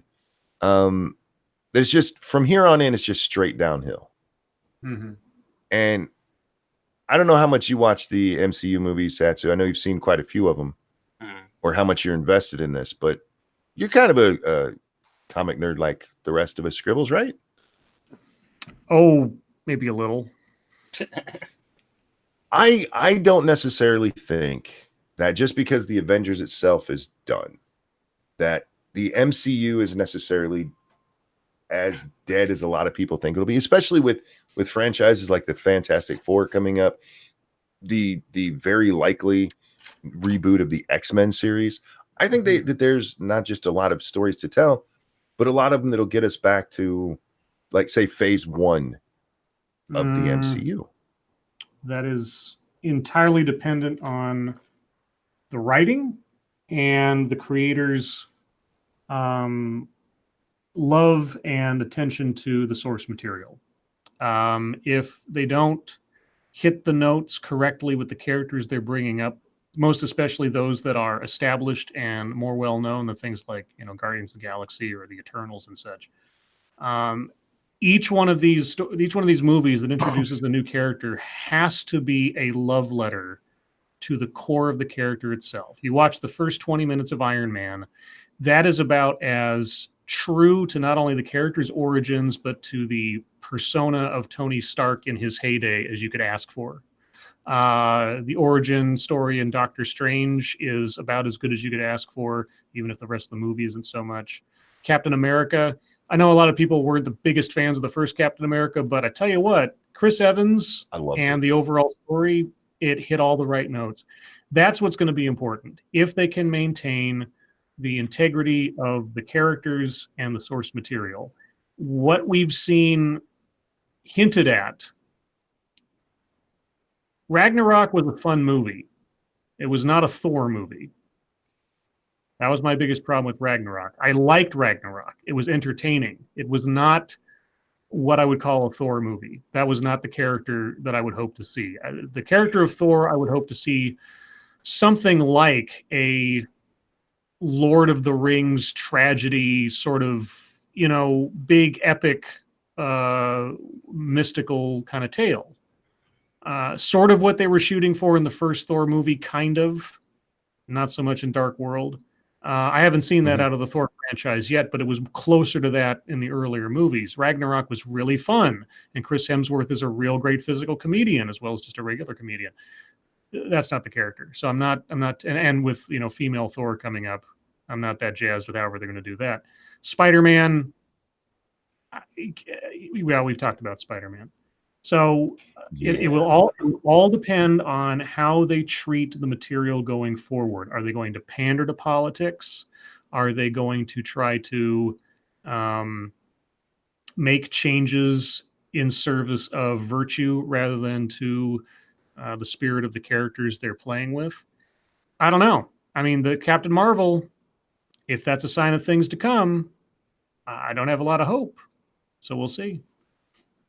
Do you think maybe that's part of the problem? Go ahead. I'm sorry, Satsu. Were you about to say something? No, go ahead. Ask your question. I was going to say, when Iron Man and the original Hulk, and even by Captain America, I mean, by Captain America, I mean, it was the first Avenger. They knew the Avengers was their ultimate goal. Yes. But those movies still seem to be about the real origin of the character, about, as you said, a love letter to that character. Yes.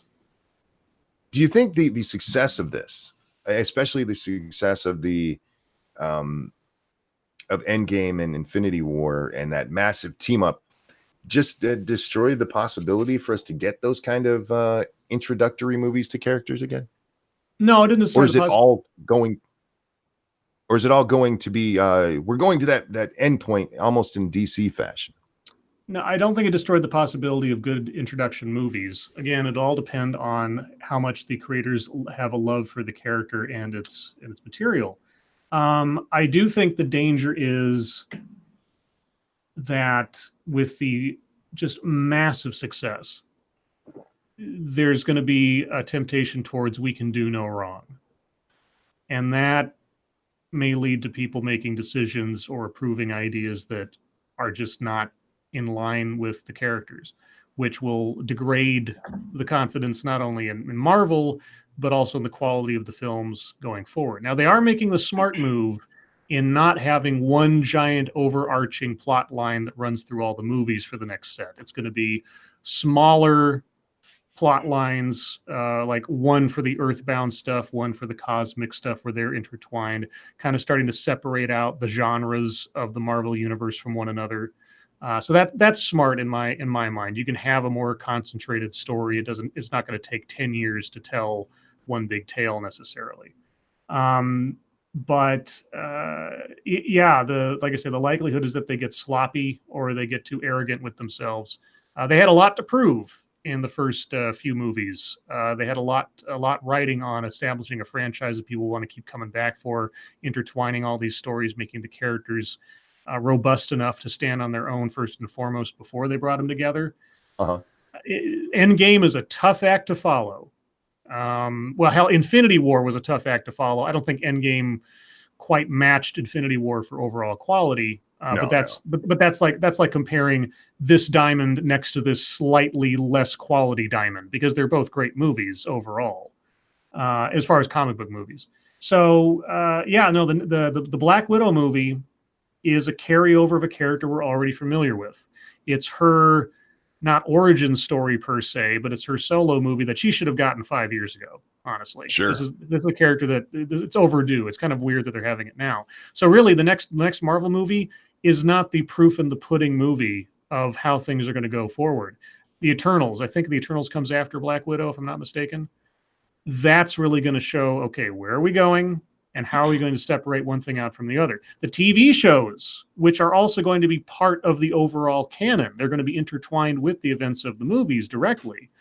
That'll be part of it too. That's also an incentive for people to get Disney Plus, which I might break down and do just because I'm such a Marvel freak, at least for a trial run. But yeah, again, the strength of the Marvel universe, the MCU, has always been on the company and Feige and everybody involved, first and foremost, respecting the characters and loving the characters and having a plan. That's what DC never had. They didn't have a plan. They didn't have people that cared about the characters the way the fans did. Zack Snyder didn't give a shit about how Superman was supposed to come across or how Batman and Superman were supposed to interact. And they didn't have a guy at the helm. They gave each movie to the director. Yeah, it was bullshit. So anyway, I could go on, but that's my general gist. Satsu, was there something you wanted to add there? I'm sorry. Yeah. I'll be quick because I know we're getting in the question time. Oh no, take your time, man. They're good people. They'll wait. I dabbled. It's okay. Just in general, like I was thinking about this when I was making my video, how I feel, because like Endgame was kind of the end for me. I was like, all right, that's it. I don't need to see any more movies. But once I started thinking about it, because like the promotional stuff and a lot of the SJW, like, you know, this movie is valid and meant to be seen because this person's gay or some shit like that or whatever. Right. Like whenever they do that, that's all the promotional stuff. And you see all the promotional stuff. That's how they promote it. They start this big ass fucking war and all these comments and all these articles come out. And then the movie comes out and it's like that thing that they hailed this movie on, the reason that you need to go see this movie because there's gayness in it. It's like a 5-second throwaway scene that happened somewhere. And otherwise the movie is just business as usual. And you know, the SJWs, they take that scene and they run with it. Oh my God, that was the best 5 seconds of my life. All the hatred and horrible things that happened to us is now over. We're validated now. And that's it. So with that in mind, if I just completely ignore all the promotional shit and just go see the movie, I think I'd still be content watching what Marvel has to offer now. I'll just ignore any trailers and promotional shit. Just like don't pay any attention because that shit ain't for us. That's the conclusion I kind of came to, is that's not for us. It's not for us at all. It ain't for the fans. That shit is for them. The panderers and the fucking, you know, the people who want, that's who that promotional shit is for. We're just supposed to go see it. My only real concern is that because of the way they did Avengers and they pulled everybody into this Avengers universe, which in the comics, yes, they're especially early on, they're all in the same universe, but you rarely saw them together. It was rarely this giant thing. But they're going to feel almost forced to bring like the X-Men into the existing universe instead of, you know, setting them up themselves over here first. I am a little worried about how that's going to turn out, given that we've jumped from the 1960s and we're already into 2017 in the comics, in the MCU now. That's how far we're jumping. If they're about to make Jane Thor, I there's a little apprehension there. I still think they can do it. I think they can do it very well. But guys, for more discussion on this kind of stuff, go watch on Polydub's stream. He does it sometime after 10 p.m. Over on Polydub channel. He has Jack and our very own Jack the motherfucking Cockring and Inquisitor 8.1. Great guys, lots of fun. Go over there and watch them freak out tonight. Inquisitor very may well have a stroke. So go watch. It's a lot of fun. But with that, yes, it is the chat's time. Chat, it's your time. Questions, comments, concerns, anything you'd like us to talk about, it's your turn to ask. Make sure you put plenty of comment marks after it, and we'll do our best to get to them all. Have you guys tried a ramen burger? No. Also chat marks. Chat marks. You're welcome. Thank you. So apparently, Bette Midler. Yes. Harbos, let me read your actual question here. So apparently, Bette Midler goes full racist in a tweet today, and allegedly Hong Kong did a literal real-life purge back on the 21st. Hashtag pray for Hong Kong. Thoughts on either? The Hong Kong thing, I don't know enough about. Gentlemen? Me neither. Hong Kong? The Hong Kong? You mean the protests? There's reports that there was a purge a couple of days ago. Yeah, I have no idea. Okay, now the Bette Midler thing. Did you guys see this shit? She tweeted out a picture of the girl that supposedly accused Al Franken of sexual harassment. Is that it? No, then nope. I don't know. She tweeted out a picture from a Trump rally. And in the picture, there's black people in the background. And she said, look at those black people back there.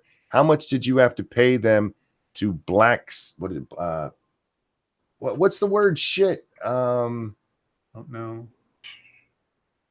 Somebody, I just saw this. Saw it a couple of times. Let me pull that up because I want to make sure I get the wording correct. I have no idea what's How do you going spell on right Bette Midler? Beette. That's what I thought. Yeah, she's been getting a lot of shit for this. Oh, how much did you pay for them to be the black ground? Oh, The black ground. Black ground. Oh, great. Okay. I love how, like, you know, straight up blatant racism. It's like, look at those dumb Negroes. They can't think on their own. How much did you pay them to be your puppets? Because that's all they're good for. Haha, I'm virtuous. And it's like, I don't think that means what you think it means. You're not doing that virtue thing right. Yeah. I think you're failing at this. My thoughts on it, yeah, it's blatant racism. Straight up. And I hope she gets a whole bunch of shit for it because she deserves it, because that is what in the actual fuck. Real quick, Desert Tramp says, it's my granddaughter's birthday. She turned 3. Her name is Kiwi. How about a song? Of course. Absolutely, for a little one. They know right where to hit me. I gotta tell you this story. I haven't got to go upstairs very much because you guys have heard me the last few days. But I went upstairs last night and immediately Pumpkin, she sits up and just smiles and starts waving her arms for me to come pick her up. Like, So I go over and I pick her up, and because we have upstairs and that's a living area, we actually have this board we put to where she cannot get to over near the stairs, and you have to cross that board to get into the kitchen. And I'd gone upstairs to get something to eat, so I'd put her down and I went over there into the kitchen, and she goes, hey. She actually said, hey, and she crawls up and she pulls herself up on that board and just starts waving at me. I'm like, oh. It's like somebody needs to get me something to eat because I have to go hold her. Anyway, Kiwi is 3 today. And Kiwi, I hope you're enjoying the world so far and that it just gets better from here. This one's for you. And a 1 and a 2. Happy birthday to you. Happy birthday. Happy birthday to you. Happy birthday. Happy birthday, dear Kiwi. Don't be scared of Scribe. Happy birthday to you. Happy birthday, Kiwi. I hope you had a great one, and I hope the songs in your life only get better than that. Yes, I don't think there's much chance that they won't. I'm just making sure. I want to put that hope out there in the world. Oh, also, found out today we're having Little Butt for Labor Day weekend. It's her parents' anniversary, and so Lady Monkey offered to take her, and they were like, yes. So she's gonna come hang out for 3 days on Labor Day weekend. I can't wait. Have both of my girls here. Let's see. How's Monk's Petrified Pickle? It is wonderful. What are the funniest game show moments you've seen? Well, there's the classic, the what was that? Newlywed Game. Yep. Where the question is, what is the weirdest place you've made whoopee or something like that? And whoopee's how they said sex back on that show. And the wife answers, in the butt. Yeah. The one that I recall, and I wasn't alive for it, but just because on reruns, the old Groucho Marx game show, You Bet Your Life. Mm-hmm. I think it was that one. He was asking one of the contestants about, it was one of those little things at the start where he sort of asked them about their life and everything. And he says to the lady, it's like, I think it's something to the effect of, you just got married? And he's like, yes. And he's like, are you enjoying it? And she looks at him and says, well, have you ever made love to a Frenchman? And Groucho Marx looks at the camera with this flat face and just says, can't say that I have. It's great. I've spent a lot of time. Oh, go ahead. I'm sorry, Satsu. No, there's so many of them, man, that I've seen. But the one that stands out the most is when they said it was the two dudes standing up there, and he said, if you had to compare your wife to one of the seven dwarves, which one would you? Or some shit like that, or whatever. And they both just stood there shaking their head like, I'm not hitting that buzzer. Oh, yes. They're like, no, I'm not doing it. You better fucking hit it. It's like, no, I'm good. I want to stay married. And it's great that neither of them thought of Happy. Yeah, or Doc or something. Now, I've watched hours and hours of, the funniest moments from game shows. The funniest one I actually saw myself when it, first was on, was an episode of Family Feud when Ray Combs was hosting it. Oh no. He it was during the end part where they're doing, the rapid fire questions. And the question was, name a garden insect. And the lady answered cockroach. Yeah, okay. Like, yeah. Kind of a fucking garden do you have? Anyway. Next Avengers villain you want to see, the next villain you expect to see, asked Frosty Glass. Want to see, well, Doctor Doom. I mean, ultimately, I want to see an MCU faithful Doctor Doom. That's going to be a while off, though. We're not going to see that until Fantastic Four. Maybe he'll be hinted at in some post-credit scene 4 movies from now or something. What do I expect to see? I expect to see Galactus at some point in the near future. I don't know if they'll do it good, but hopefully he'll have his Herald with him and we'll get the Silver Surfer. We'll see. Satsu? I don't know. I can't say Avengers. What I would really love to see, though, for a villain, I want to see Venom done right. Nope, not going to happen. I know it's not, but I want to see Venom done right. Well, he asked what we want to see and what we expect to see. I know. What do you expect to see? To see. What do I expect to see? Probably Galactus with the Silver Surfer instead of his Herald being his live-in lover. Have you followed the Alinity Twitch drama? If anything has happened since yesterday, no.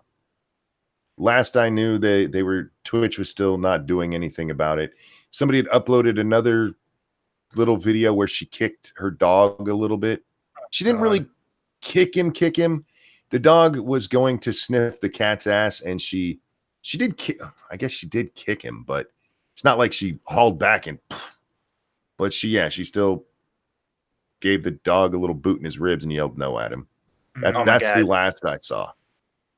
I meant to ask you guys, did you guys see the the latest Overwatch drama? No. Oh, about the white male character? Yeah, dude, they have released character after character of color, LGBT, female character, back to back. Like the past 9 characters have all been these diverse, interesting characters, and they release one white character in their fucking 10, 11 or 12 character lineup that they've released over the years, and they like the fucking internet collectively lost this shit. People were pissed. Like, how fucking dare you add another white person to this game? Like, they were pissed, and they are picking apart every single thing you can about this character. They hate him because he's white. They hate him because he's male. Now they're pissed off because like he's barefoot or something. There's like some shit of the people like losing their shit because he doesn't have shoes. It's so like telling, to the point to where like you guys remember we joked all the time. Diversity means no white people. Like that is the new definition of diversity. Mm-hmm. And we're like, that's probably what they mean. It's fucking true, dude. Like that is what diversity means today. 0 whites. That's what it means. The diverse group of people, a diverse group of people means a group devoid of whiteness, and that is it. And it is becoming more and more because, like, come on, dude. After all these characters got released, this game has the most diverse cast ever. Like, I don't think I've ever seen a more diverse cast in any game. And they keep releasing characters like one white one, and it's just how fucking dare you? Well, This whole company is shit. He's not just white; he's white and male. Yeah. So yeah, if there was anything else in the Alinity drama, no. Did you guys see Facebook got a $5 billion fine in their privacy case? I did not. I did see that. Yeah. Yeah. I asked on I asked on Twitter, are they going to pay it in Libra?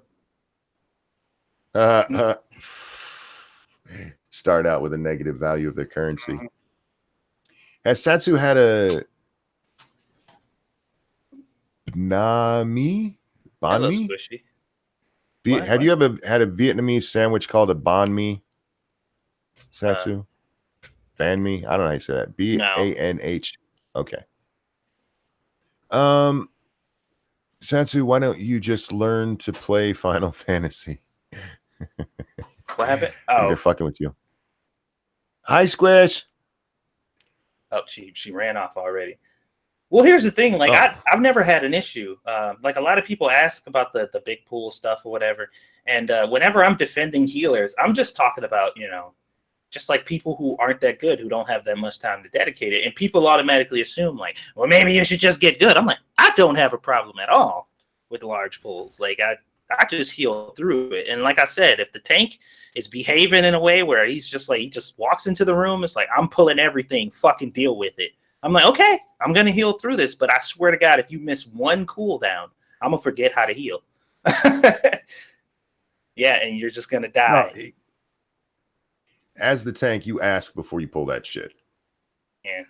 You talk to the group like, hey, do you guys mind if we just do big pulls? That kind of shit.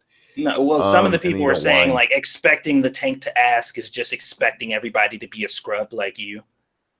Like you should go in expecting a full pull because anything less means you're trash. Bullshit. I've tanked and healed, and that's nonsense. Ebony asked favorite soup, a good loaded potato soup. Yeah. With bacon and cheese. Oh yeah, that's good.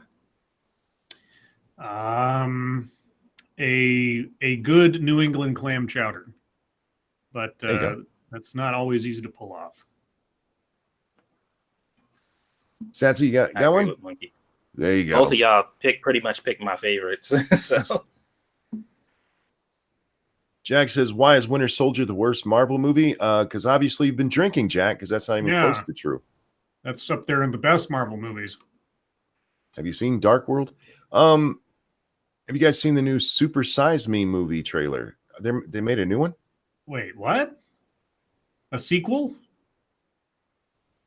I thought he was on the outs because he confessed to harassing or trying to come on to one of his assistants or something.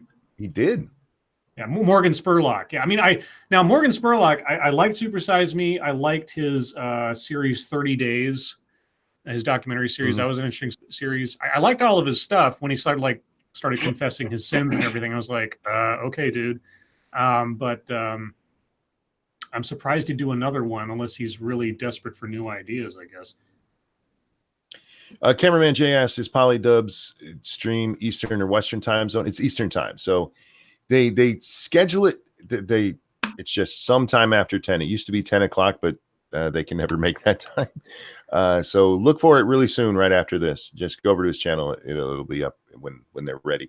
Also, follow any of your favorite creators on Twitter because YouTube does us no favors with letting you guys know when we go live anyway. Data's asking random if they're playing on the open server tonight. I'm not sure if they are, but if they are, guys, don't forget there is a 2 cents plus monkey open server you guys can play on for 7 days to die. Information's in Satsu's Discord. It's in the pin thing up in the upper corner. Guys, chat just jumped and I'm way behind, so we're just gonna pick up from here. Satsu, any nicknames for the little one? other than Squishy, because that's probably what she's going to end up being called after her mom. Because we're assuming that she's in the the top 75% percentile or some shit for baby weights or whatever. So we're assuming she's gonna be a little chunky baby. So Squishy and They Leah. should be. I call They her should Leah be. now. So If the baby comes out all bony, let's just put it back. It's not done. They need to be all squishy and soft and cute. You just want to cuddle them all day. I'm telling you, man. Like I don't know, man. I don't know if the power of Twitter might be broken when she's born. Like I'm gonna just be checking Twitter like these silly people. Because I'm excited. What should Bearing and Sugar Tits name their future child? Oh God. What was the little bear's name from Brother Bear? Forgot the little brother. What was his name? I don't remember. Well, I used to watch a lot of that too. Bearing and Sugar Tits. I guess it depends if it's a girl or a boy. Bear Tits. Yeah, Bear Tits. Sugar Bear. That's a lot nicer than what I said. Cubby something Cubby. Something Asian and Australian together. Oh, okay. Sushi Foster. Sushi Foster. That should be the name. Directors you want to see brought into the MCU. Christopher Nolan. Oh, please don't do that. Yeah, no, I'm kidding.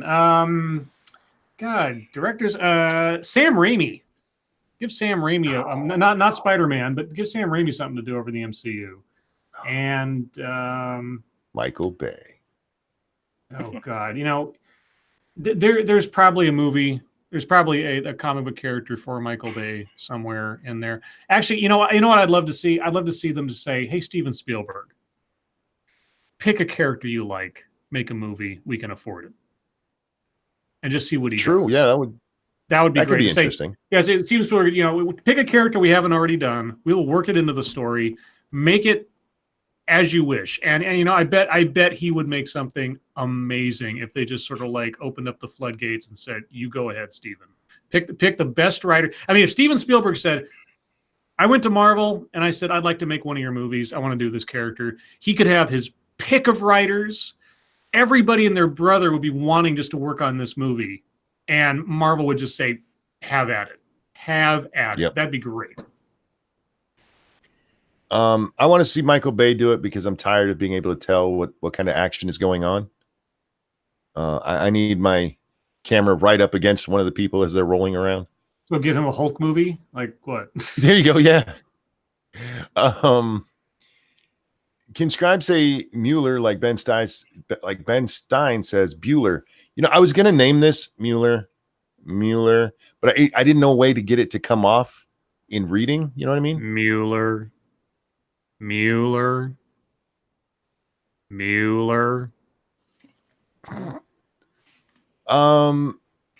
Lindsay asks, Hangouts is supposed to be going away next week. Are you ready to change formats for your live streams? I got to talk to Satsu. You're still going to help me with that, right, Satsu? I got you. Cool. Have they given any guidance at all on what we're supposed to do as YouTube streamers Is it really next week? I thought it wasn't until the end of the year. Oh, no, they announced beginning of the month.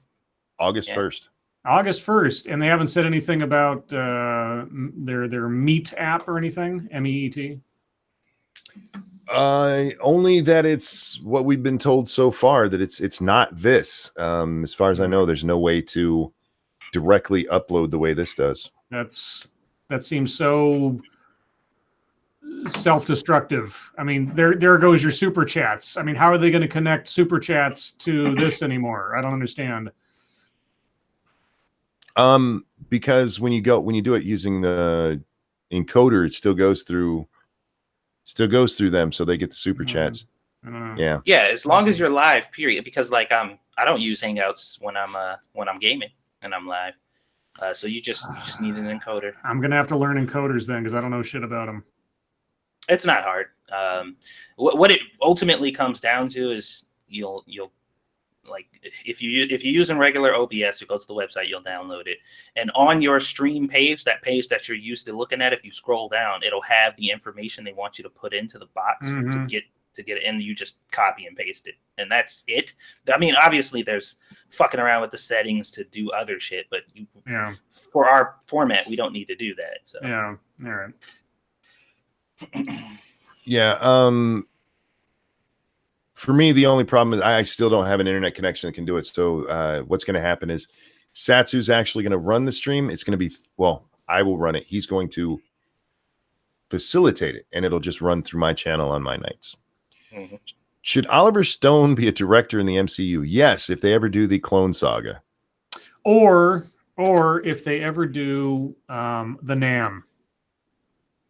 Oh, yeah, there you go. Yeah, I mean, if you want to do now, that's not superhero Marvel comics. That's like down and gritty, old time drama comics. But if they did the NAM, or they did like a Punisher flashback to Vietnam or something, yeah. Otherwise, yeah, I'm not quite sure. Or if they did some kind of really psychedelic character, like if they did Sleepwalker or Madcap or something, and hand it to Oliver Stone, who could then do the visuals and all the crazy stuff. Maybe something like that.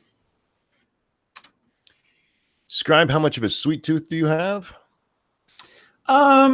Little bit. I have hot cocoa just about every morning as quote unquote my breakfast, but not overly so. I mean, you know, obviously Dr. Pepper and things, but like as far as like candies or desserts or stuff like that, not very often.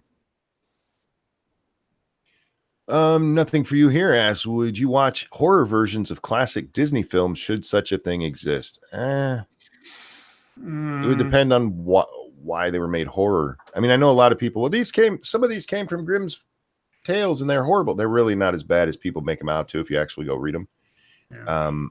Yeah. Now, like Disney movies turned into horror movies.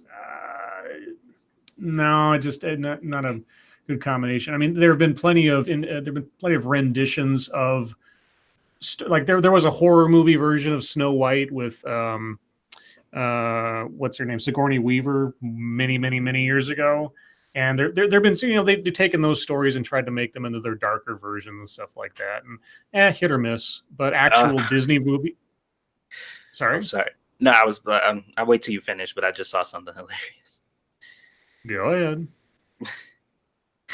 I just opened up Facebook because my phone lit up or whatever, and the first thing I saw as soon as I opened it is Black man creates GoFundMe campaign so racist people can send him back to Africa. Wow, that's creative enough. There you go. It's actually kind of funny. That is funny. That's good. Oh my god. Thank you, Non-Bite Rex, who says next period piece MCU movie ? Oh. Period piece? Well, I like the original Captain America. I don't know if we're gonna get one. Period piece. Well, I mean, if Captain Marvel was a period piece and it took place in the 90s or something. Yeah, unless they decide to do some others like Ant-Man Origins or something, you know, because they've established that there's several characters that were operating way back when. I don't know. Hard to say. Couldn't tell you.